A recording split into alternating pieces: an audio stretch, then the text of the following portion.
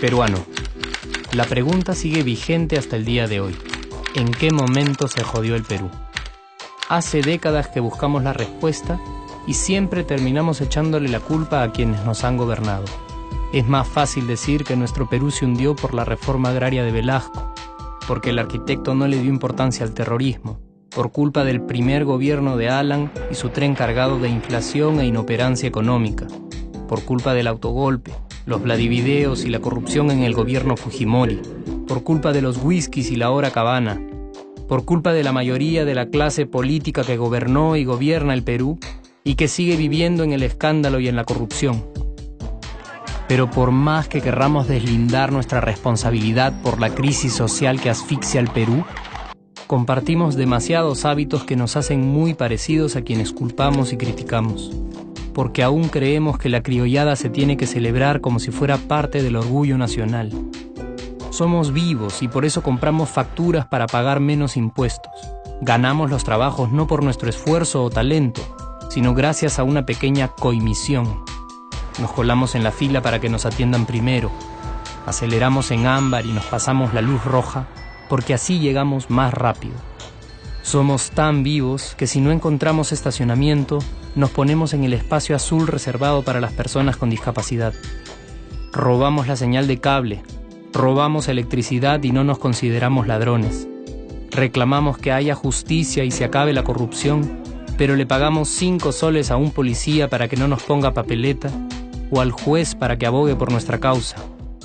Jamás le damos el pase a un transeúnte en el cruce peatonal porque en el Perú, si no eres vivo, no eres nadie. Pero si somos tan vivos, ¿por qué le tocamos bocina al semáforo en rojo, como si este fuera a escuchar nuestra ansiedad? ¿Por qué tiramos la basura en la calle, como si la ciudad perteneciera a cualquiera menos a nosotros? ¿Por qué nos quedamos callados y no protestamos cuando el chofer de la combi no deja de cometer imprudencias? ¿Por qué estamos tan interesados en saber qué vedette trampea con qué jugador, en vez de conocer algo sobre nuestra historia, nuestra economía, nuestra literatura, o al menos saber cuáles son nuestros derechos más elementales? ¿Por qué sentimos que se nos hace un favor cuando un empleado del Estado nos atiende? ¿Por qué dejamos que un panetón sea el mejor argumento de un político para llevarse nuestro voto?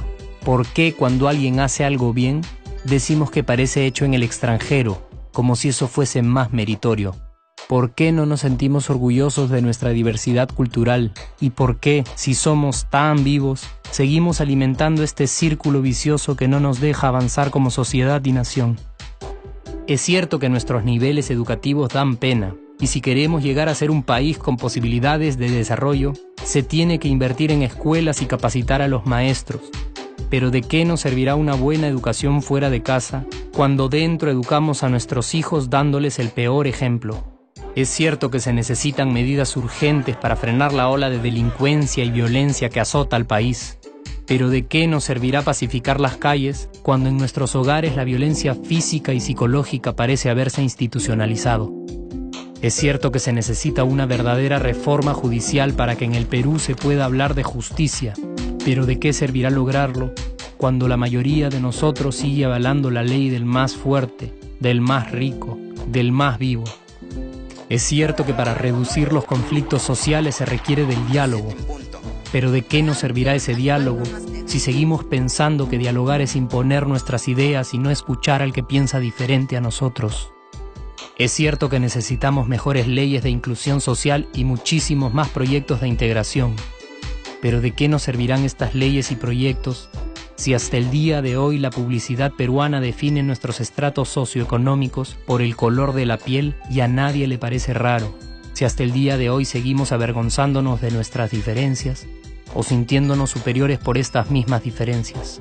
Es cierto, es mucho más fácil echarle la culpa de absolutamente todo a nuestros gobernantes, pero la realidad es que el Perú se hunde en exacta proporción a esa viveza que alimentamos todos día tras día. Sí, somos nosotros la materia prima con la que se hace este país, y si no corregimos nuestros hábitos, si nuestra materia prima sigue adulterada, cualquier producto que hagamos también saldrá adulterado. Y por más logros que obtengamos en nuestra economía, en los deportes, en las artes, en nuestra cocina, por más orgullosos que nos sintamos de nuestros representantes, de nuestra historia, de nuestras maravillas o de nuestra creatividad, si no cambiamos estos hábitos, seguiremos preguntándonos ¿en qué momento se jodió el Perú? Yo ya estoy harto de esa pregunta. Estoy harto de ver cómo un país con tantas posibilidades y oportunidades, con tantas riquezas naturales y con tanta historia, tenga que seguir viviendo en el subdesarrollo solo porque no nos creemos capaces de vivir de otra manera.